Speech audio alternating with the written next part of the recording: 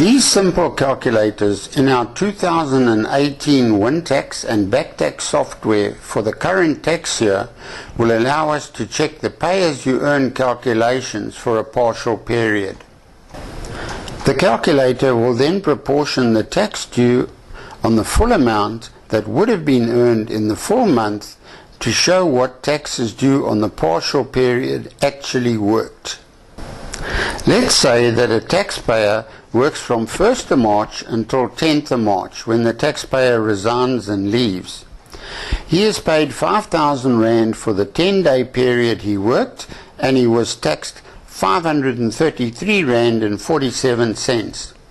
Now 533 Rand tax on only 5,000 Rand earnings seems a bit excessive, so how is this justified? Well, SARS says if a taxpayer earned 5,000 Rand in 10 days, then the taxpayer would have earned 15,500 Rand if he'd worked for the full month. SARS says 5,000 Rand divided by the 10 days worked means 500 Rand per day, and multiplied by the 31 days in March comes to the 15,500 if the taxpayer had worked for the full month of March. Let's have a look at that. The tax on the 15,500 for the full month of March would be 1,653 Rand and 75 cents. And if we then divide the 1,653 Rand and 75 cents by the 31 days in March and multiply it by the 10 days worked, we get 533 Rand 47 cents tax due. Let's go back to our partial period example and check this. SARS's reasoning behind all this is that the taxpayer earned 500 Rand a day and would, in all likelihood, have started a new job the next day at the same salary. The same thing applies when an employer works out the IRP5 for someone who worked for part of a tax year. So let's show the annual calculator.